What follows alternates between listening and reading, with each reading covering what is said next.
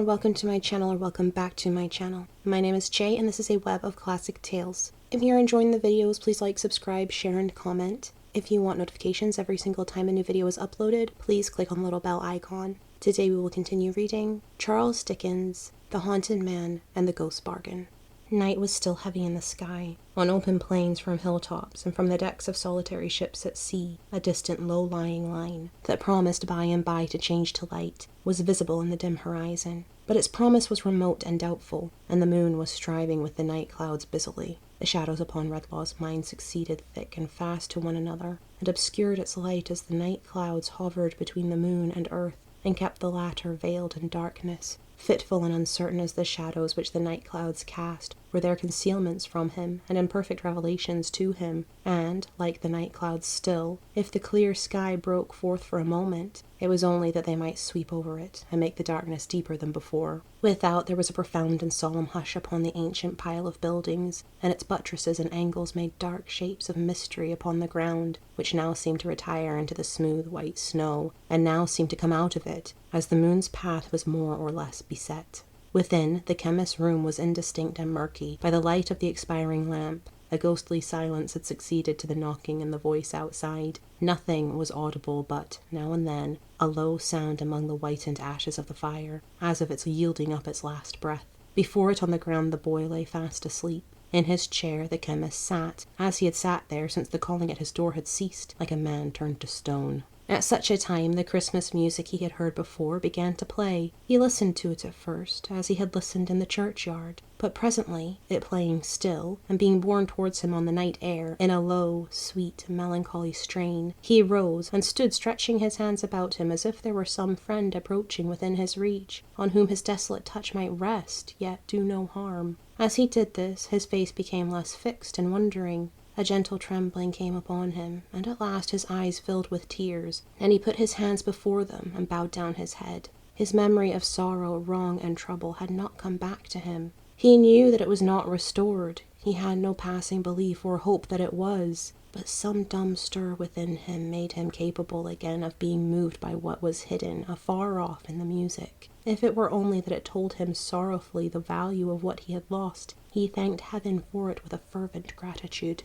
As the last chord died upon his ear, he raised his head to listen to its lingering vibration. Beyond the boy, so that his sleeping figure lay at its feet, the phantom stood, immovable and silent, with its eyes upon him. Ghastly it was, as it had ever been, but not so cruel and relentless in its aspect, or he thought or hoped so, as he looked upon it, trembling. It was not alone, but in its shadowy hand it held another hand. And whose was that? Was the form that stood beside it indeed Milly's? Or but her shade and picture? The quiet head was bent a little, as her manner was, and her eyes were looking down, as if in pity, on the sleeping child. A radiant light fell on her face, but did not touch the phantom, for, though close beside her, it was dark and colourless as ever. "Spectre," said the chemist, newly troubled as he looked. "I have not been stubborn or presumptuous in respect of her. Oh, do not bring her here. Spare me that."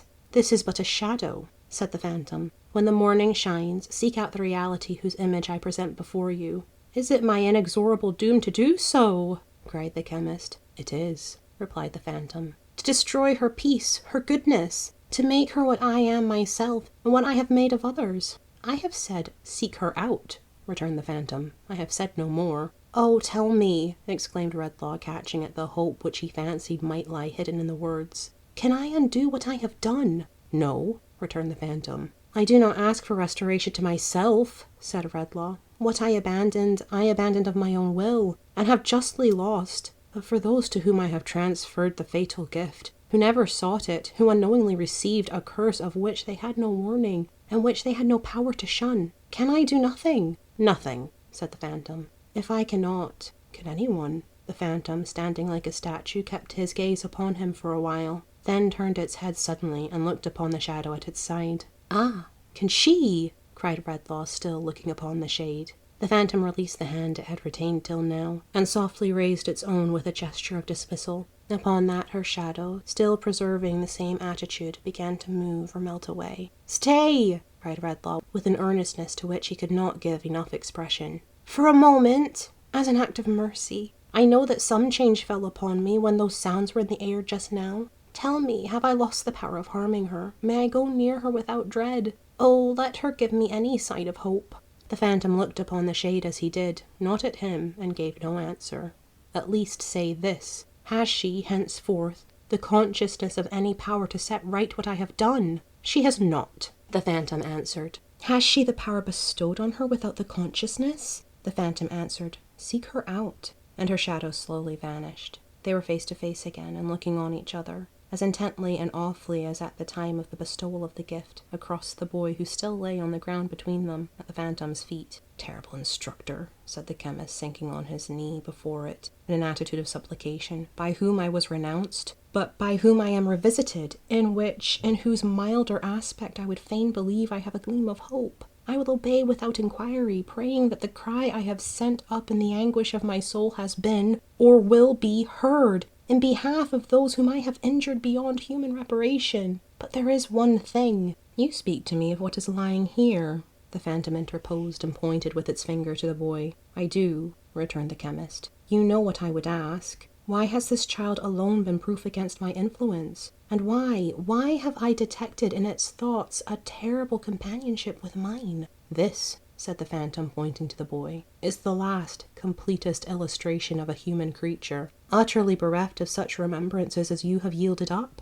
No softening memory of sorrow, wrong, or trouble enters here, because this wretched mortal from his birth has been abandoned to a worse condition than the beasts, and has, with his knowledge, no one contrast, no humanizing touch to make a grain of such a memory spring up in his hardened breast. All within this desolate creature is barren wilderness. All within the man bereft of what you have resigned is the same barren wilderness. Woe to such a man! Woe tenfold to the nation that shall count its monsters such as this, lying here by hundreds and by thousands." Redlaw shrunk appalled from what he heard. "There is not," said the phantom, "one of these, not one, but sows a harvest that mankind must reap. From every seed of evil in this boy, a yield of ruin is grown that shall be gathered in and garnered up, and sown again in many places in the world, until regions are overspread with wickedness enough to raise the waters of another deluge. Open and unpunished murder in a city's streets would be less guilty in its daily toleration than one such spectacle as this." It seemed to look down upon the boy in his sleep. Redlaw, too, looked down upon him with a new emotion. "There is not a father," said the phantom, "by whose side in his daily or his nightly walk these creatures pass. There is not a mother among all the ranks of loving mothers in this land. There is no one risen from the state of childhood, but shall be responsible in his or her degree for this enormity. There is not a country throughout the earth on which it would not bring a curse. There is no religion upon earth that it would not deny. There is no people upon earth it would not put to shame." The chemist clasped his hands, and looked with trembling fear and pity from the sleeping boy to the phantom, standing above him with its finger pointing down. "Behold, I say," pursued the spectre, "the perfect type of what it was your choice to be. Your influence is powerless here, because from the child's bosom you can banish nothing. His thoughts have been in terrible companionship with yours, because you have gone down to his unnatural level. He is the growth of man's indifference. You are the growth of man's presumption. The beneficent design of heaven is, in each case, overthrown, and from the two poles of the immaterial world you come together." The chemist stooped upon the ground beside the boy, and with the same kind of compassion for him that he now felt for himself, covered him as he slept, and no longer shrunk from him with abhorrence or indifference. Soon now the distant line on the horizon brightened, the darkness faded, the sun rose red and glorious, and the chimney stacks and gables of the ancient building gleamed in the clear air, which turned the smoke and vapor of the city into a cloud of gold. The very sundial on his shady corner, where the wind was used to spin with such unwindy constancy, shook off the finer particles of snow that had accumulated on his dull old face in the night, and looked out at the little white wreaths eddying round and round him. Doubtless some blind groping of the morning made its way down into the forgotten crypt so cold and earthy, where the Norman arches were half buried in the ground, and stirred the dull sap in the lazy vegetation hanging to the walls, and quickened the slow principle of life within the little world of wonderful and delicate creations which existed there, with some faint knowledge that the sun was up.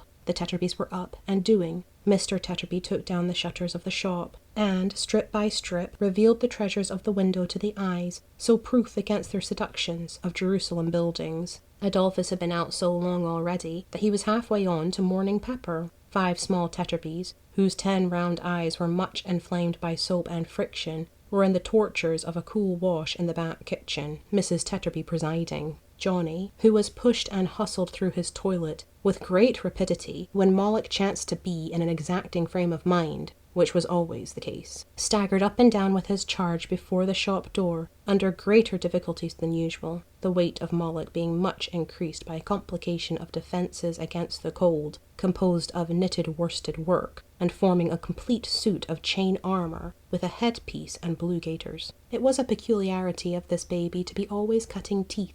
Whether they never came, or whether they came and went away again, is not in evidence, but it had certainly cut enough on the showing of Mrs. Tetterby to make a handsome dental provision for the sign of the Bull and Mouth. All sorts of objects were impressed from the rubbing of its gums, notwithstanding that it was always carried, dangling at its waist, which was immediately under its chin, a bone ring large enough to have represented the rosary of a young nun, knife handles, umbrella tops, the heads of walking sticks selected from the stock, the fingers of the family in general, but especially of Johnny, nutmeg graters, crusts, the handles of doors, and the cool knobs on the tops of pokers were among the commonest instruments indiscriminately applied for this baby's relief. The amount of electricity that must have been rubbed out of it in a week is not to be calculated. Still, Mrs. Tetterby always said it was coming through, and then the child would be herself. And still it never did come through, and the child continued to be somebody else. The tempers of the little Tetterbys had sadly changed with a few hours. Mr. and Mrs. Tetterby themselves were not more altered than their offspring. Usually they were an unselfish, good-natured, yielding little race, sharing shortcomings when it happened, which was pretty often, contentedly and even generously, and taking a great deal of enjoyment out of a very little meat. But they were fighting now,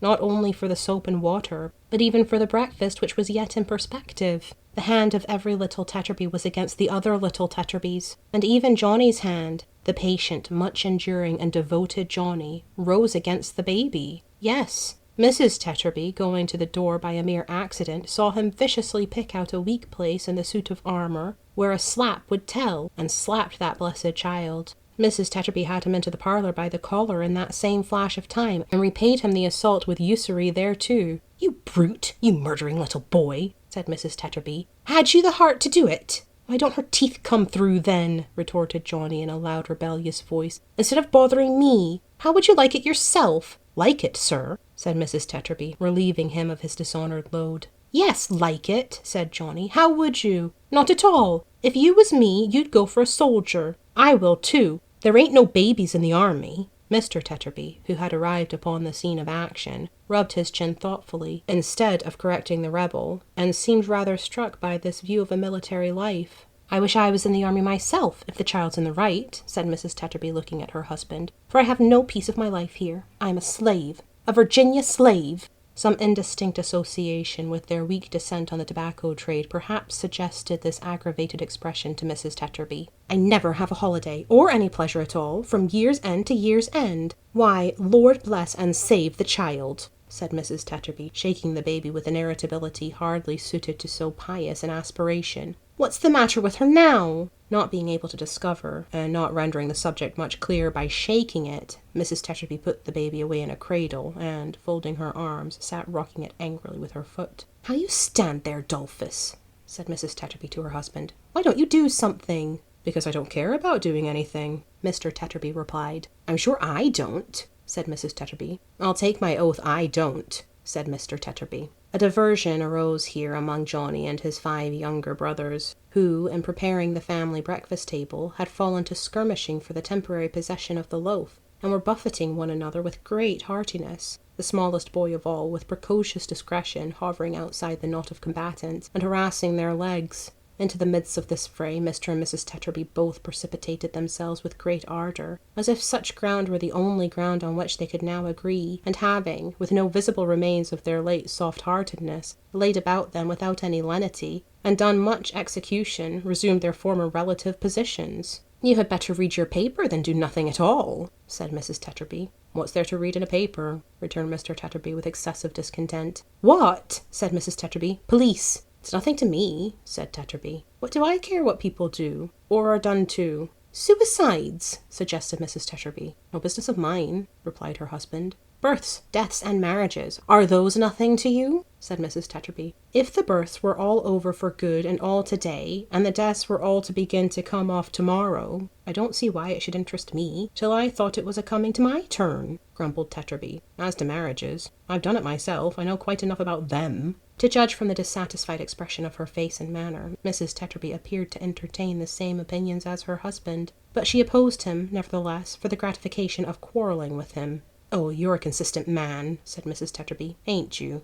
You, with the screen of your own making there, made of nothing else but bits of newspapers, which you sit and read to the children by the half-hour together. Say used to, if you please, returned her husband. You won't find me doing so any more. I'm wiser now. Bah, wiser indeed, said Mrs. Tetterby. Are you better? The question sounded some discordant note in Mr. Tetterby's breast. He ruminated dejectedly and passed his hand across his forehead. Better, murmured Mr. Tetterby. I don't know as any of us are better, or happier either. Better, is it? He turned to the screen and traced about it with his finger until he found a certain paragraph of which he was in quest. This used to be one of the family favourites, I recollect, said Tetterby in a forlorn and stupid way, and used to draw tears from the children and make 'em good if there was any little bickering or discontent among 'em, next to the story of the robin redbreasts in the wood. Melancholy case of destitution. Yesterday, a small man with a baby in his arms, and surrounded by half a dozen ragged little ones of various ages between 10 and 2, the whole of whom were evidently in a famishing condition, appeared before the worthy magistrate and made the following recital. Ha! I don't understand it, I'm sure, said Tetterby. I don't see what it has got to do with us. How old and shabby he looks, said Mrs. Tetterby, watching him. I never saw such a change in a man. Ah, dear me, dear me, dear me, it was a sacrifice. What was a sacrifice? Her husband sourly inquired. Mrs. Tetterby shook her head, and without replying in words, raised a complete sea-storm about the baby by her violent agitation of the cradle. If you mean your marriage was a sacrifice, my good woman, said her husband. I do mean it, said his wife. Why then, I mean to say, pursued Mr. Tetterby as sulkily and surly as she, that there are two sides to that affair, and that I was the sacrifice, and that I wish the sacrifice hadn't been accepted. I wish it hadn't, Tetterby. With all my heart and soul, I do assure you, said his wife. You can't wish it more than I do, Tetterby. I don't know what I saw in her, muttered the newsman, I'm sure. Certainly if I saw anything is not there now. I was thinking so last night, after supper by the fire. She's fat, she's aging, she won't bear comparison with most other women. He's common-looking, he has no hair with him, he's small, he's beginning to stoop.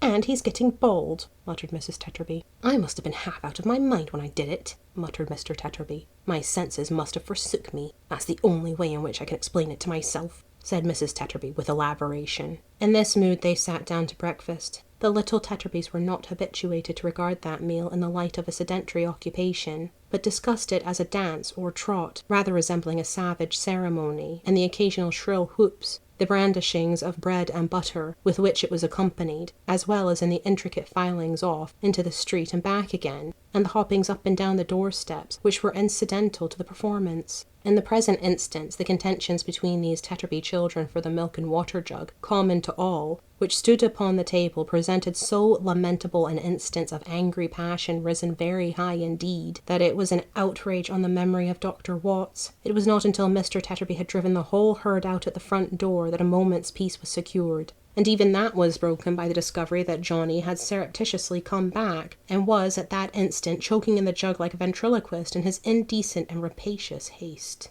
Thank you for listening. This has been Charles Dickens, The Haunted Man and the Ghost's Bargain, Chapter 3, Part 1. I've been Jay. This has been a Web of Classic Tales. Please like, subscribe, share, and comment. Click the bell icon for notifications. I hope you're having a fantastic day. Have a nice life, and I'll see you next time.